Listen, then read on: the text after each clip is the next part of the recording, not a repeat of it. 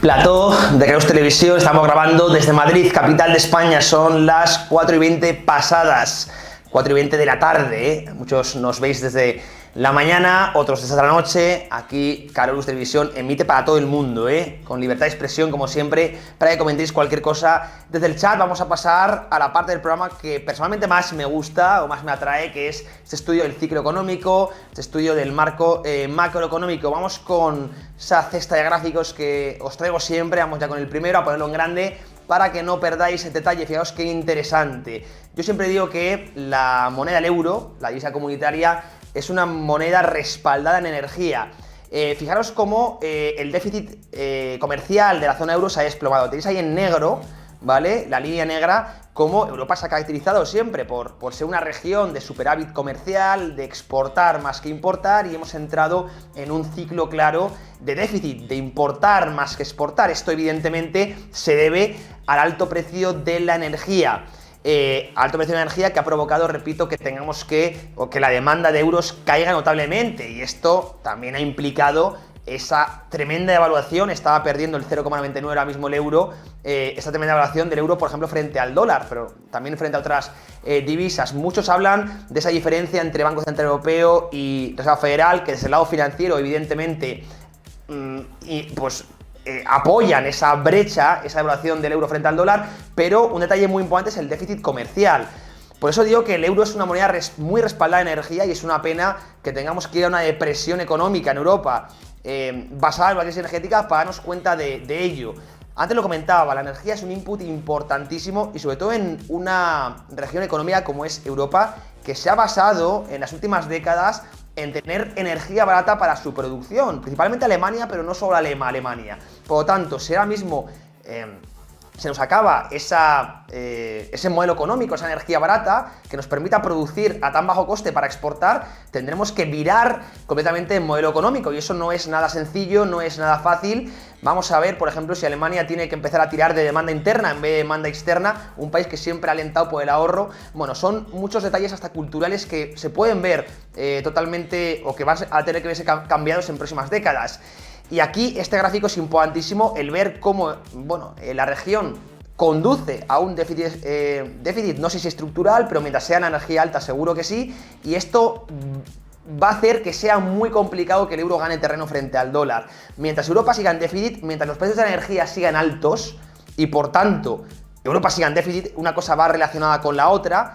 Repito que es muy complicado que vuelva la demanda de euros por encima de la demanda de dólares. Por lo tanto, va a ser muy complicado que desde el lado comercial, por lo menos, vayamos a ver recuperación clara del euro. Evidentemente podemos tener rebotes de corto plazo, recuperar la paridad, irnos al 1,03, 1,05, pero repito que a medio plazo, mientras el tema de energía no se solucione, y eso solo pasa por llegar a un acuerdo de paz con Rusia, no hay otra opción de que esto se solucione a corto plazo, porque cualquier transición energética nos va a llevar 5 o 10 años. O sea, la única solución, repito, pasa porque acabe la guerra, algo que a día de hoy parece impensable. Va a ser muy complicado que el euro remonte, y va a ser muy complicado que Europa cambie esta fotografía que tengo detrás de mí. Muy difícil, por tanto, importante entender la balanza comercial para también entender las implicaciones que tiene sobre los mercados cambiarios, en este caso sobre el par euro-dólar. Repito, mientras seguimos teniendo déficit comercial, algo que va relacionado con los altos precios de la energía, será muy complicado ver rebotes importantes del euro. Una moneda que cada vez queda más claro, algo que yo llevo diciendo mucho tiempo, una moneda que está respaldada por un modelo económico que es un modelo basado en la energía barata. Por lo tanto, es una moneda respaldada en energía, y por eso es tan importante y tan crucial tratar de llegar a un acuerdo con Rusia. Europa está en mitad de una guerra de hace mucho tiempo entre Estados Unidos y Rusia, que ahora mismo el terreno es un país como Ucrania, y donde Europa, por las buenas o por las malas, tendrá que llegar a un tipo de acuerdo si no queremos ir a una de las crisis más gordas de este siglo, desde luego. Repito, si entendemos un poco el papel de la energía en el modelo económico que tenemos en Europa y cómo afecta también al mercado monetario, en este caso a los mercados cambiarios. Ahí lo dejo, primera fotografía que creo que es importante entender, de la cual hacen poco eco los medios y que creo que debemos todos, comentar. y hacernos eco para que se traten de llegar a soluciones y para que la sociedad entre en cierta consciencia. Vamos ya con el siguiente gráfico, el segundo de la tarde. Salgamos un poco de Europa y vamos a Estados Unidos. Esto es el mercado de la vivienda. Yo llevo diciendo mucho tiempo que el mercado de la vivienda es un termómetro claro del ciclo económico. Fijaros cómo estamos empezando a ver ese shock deflacionario, esa crisis o ese pinchazo de la burbuja. No es una situación similar al año 2008. Fijaos cómo en los meses va cada vez cayendo el precio de la vivienda. Ahí en naranja lo tenéis, cada vez hay más casas que valen menos, cada vez hay menos actividad de construcción, es decir, estamos empezando a ver ese shock, repito, en el mercado de la vivienda. Mucho tienen que ver, evidentemente, los altos tipos de interés que están haciendo muy caras las hipotecas a largo plazo, pero cuidado, el ciclo es claro. Primero caen los bonos, luego cae la renta variable, luego caen las commodities, lo estamos viendo, espiral deflacionista en energía, en metales industriales, también en alimentos, y ahora está empezando a caer el mercado de la vivienda. Es que se está cumpliendo el ciclo económico, pero de libro, paso por paso y en el orden habitual.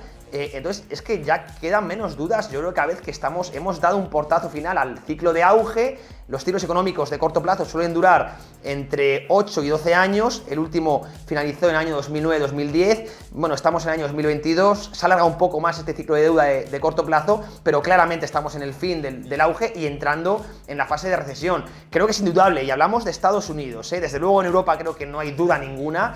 Antes el Banco Central Europeo hablaba de que se podía evitar la recesión, luego hablaban de que iba a haber una recesión, ahora ya dicen que va a ser una recesión profunda. Fijaos el cambio de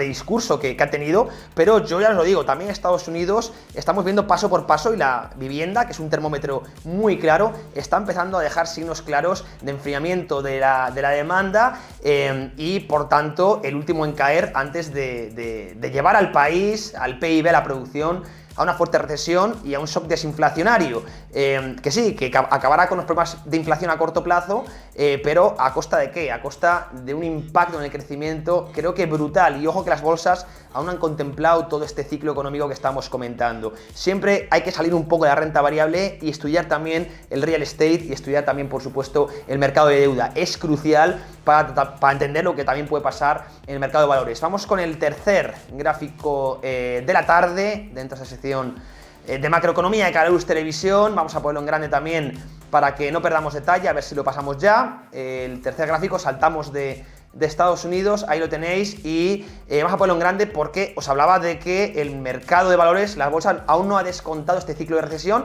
Estos son básicamente los beneficios empresariales, como siguiendo siguiendo el ciclo de recesión al que vamos, indicados como los PMIs, por ejemplo, es muy normal que se revisen a la baja en próximos meses. De hecho, es curioso porque estando a septiembre del año 2022, aún no hemos visto esa revisión a la baja tan clásica en fases de enfriamiento económico, ya no de recesión, sino hablo de estancamiento, de enfriamiento, se tienden a revisar a la baja, aún no se han producido. Dicho esto, nosotros esperamos claramente que caigan los beneficios empresariales y por tanto que los analistas revisen a la baja esas expectativas. Cuidado, si se revisan a la baja, los múltiplos se elevarán y por tanto es muy normal que las bolsas tengan que ajustar todavía más en precio en este mercado bajista. Si nos vamos a un PER 15, que es la media histórica de los mercados, un PER, más o menos hablo de 15, estaríamos sin revisar a la baja, los mercados, o con una pequeña revisión a la baja, que es la que espero yo, son estimaciones que hacemos el equipo de gestión de Trading Pro, nos iríamos a unos entornos de los 3.300, 3.400 en S&P 500.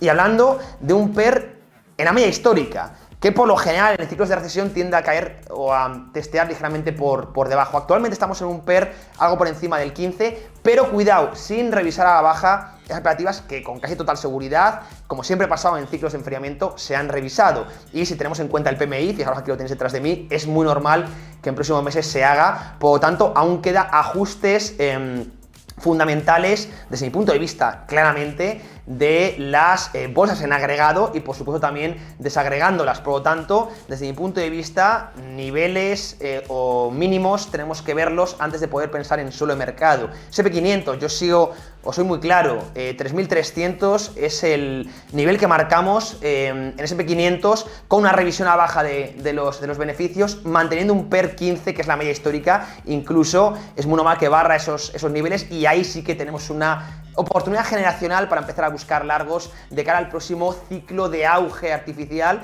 el próximo ciclo de deuda a corto plazo. Es un poco lo que esperamos, pero para llegar a esos 3.300 puntos en S&P 500, también se habla que ahí está la put de la Fed, aún le queda bastante, estamos en los entornos de los 3.900, 4.000, así que podría quedar mucha más caída antes de pensar en el suelo de este mercado bajista. Ahí lo dejo, y esto, como siempre comento, se queda grabado para debatirlo en próximos meses. Vamos ya con el siguiente chart de la tarde, ahí lo tenéis en grande. Esto es el ahorro de Estados Unidos, cómo se está evaporando, esto ya lo hemos comentado varias veces, y cómo se está consumiendo a crédito de una forma descomunal. Ahí lo veis, que está disparado el consumo a crédito, en un entorno que además está encareciendo el crédito. Esto es lo que está provocando que aún no veamos una caída brutal de los indicadores económicos, por ejemplo el que hemos conocido hoy del ISM, ¿no? De momento, esto es lo que se llaman los amortiguadores sociales. Recordar que en el año 2020 y 2021, tanto la administración Biden como la administración Trump previamente hicieron unas políticas fiscales muy expansivas, llevaron cheques a todas las familias, hubo mucha subvención, mucho subsidio, pues antes se generó una bolsa de ahorro tremenda en Estados Unidos. Esa bolsa de ahorro, a pesar de que se ha enfriado mucho la economía por esta crisis de inflación, ha permitido que los estadounidenses puedan mantener el ritmo de vida, puedan mantener más o menos los mismos niveles de consumo, de demanda, y esto es lo que ha provocado que aún no hayamos tenido, como digo, una caída muy fuerte de las ventas, por ejemplo, y aún de los márgenes en ciertas empresas. Esto, repito, es lo que llamo amortiguadores sociales. El Estado permite que, a pesar de que entremos en una fase de crisis, pues esas ayudas pues tengan cierta inercia hasta que se empiece a notar en la economía real. El ahorro se ha evaporado, se está empezando a consumir ya crédito, el crédito está provocando que aún se pueda mantener, entre comillas, ese tren de vida, pero evidentemente el crédito hay que devolverlo. Y, repito, cada vez con tipos de interés más altos. Los amortiguadores sociales se están acabando. En economía nada es inmediato. Aún el efecto de la subida de tipos de interés, el efecto del encarecimiento del crédito, el efecto de que los bancos cada vez estén dando menos deuda, todo eso aún no se ha notado en la economía real, porque no es inmediato, tarda en aparecer. Los amortiguadores sociales hacen que no sea algo inmediato y que tarden pues incluso trimestres o incluso años en aparecer, pero cuidado que todas estas, las derivadas de segunda fase que llamo yo, de segundo efecto, aparecerán, y ahí sí que veremos indicadores económicos claramente meterse en fase de contracción, porque ya no habrá amortiguadores sociales y por lo tanto ese tren de vida que se ha podido mantener con ellos ya no existirá, y evidentemente veremos clara caída de la demanda, y esto afectará al empleo, evidentemente, que aún no se ha mostrado, y llevará a ese ajuste que tenemos que ver todavía mayor en las bolsas. Estoy haciendo un poco el repaso del ciclo como lo vemos nosotros desde Trading Pro. Evidentemente admitimos debate y podemos equivocarnos como cualquier analista, ¿no? Vamos ya con el siguiente gráfico, creo que el último de la tarde, y cuál es uno de los activos donde nos podemos proteger. Aquí os pongo el oro, ¿no? En este caso medido con el ETF. Fijaros cómo, ya sabéis que hemos hecho ese ABC, ahí arriba tenéis el precio, esa figura de taza y asa que estamos desarrollando ahora mismo en fase correctiva, en un ABC técnico muy claro, en onda plana, y fijaos cómo se está secando muchísimo el volumen, lo tenéis en la parte baja. De hecho ahí lo veis, cuando hemos llegado a un secado tan fuerte del volumen, ha sido históricamente el inicio de grandes rallies de mercado. Creo que este gráfico de Crescat Capital es francamente interesante. Este es uno de los activos que más seguimos en Trading Pro para protegernos de este ciclo recesivo que se viene en próximos trimestres y a lo largo de año 2023 y 2024. En Europa será más grave, más fuerte que en Estados Unidos, lo que no quiere decir que en Estados Unidos tampoco las cosas vayan a ir muy bien, ni mucho menos. También será ciclo recesivo en Estados Unidos, aunque menor, pero también lo habrá. Y el oro es uno de los activos donde esperamos mejor rendimiento, mejor desarrollo, tanto desde el lado fundamental como desde el lado técnico. Bien, el lado fundamental porque los tipos reales negativos tenderán a estrecharse, cuando se depriman de nuevo los tipos nominales. Y desde el lado técnico ahí lo estáis viendo, como tanto por precio como por volumen tenemos ya señales claras de largos de compra para el largo plazo, valga la redundancia. Así que, como siempre decimos, aquí vemos el vaso medio lleno y tratamos de aportar soluciones al duro ciclo económico que nos está tocando vivir. Todo lo anterior ya para explicar lo que está sucediendo: mercado de vivienda, mercado de renta variable, mercado de deuda y un activo que dentro de ese mal entorno lo puede hacer bien, el oro, donde tenemos un claro objetivo en los $2.200 de cara al año 2023. Ahí lo dejo y con esto cierro esta pequeña sección macroeconómica que hacemos diariamente. Vamos a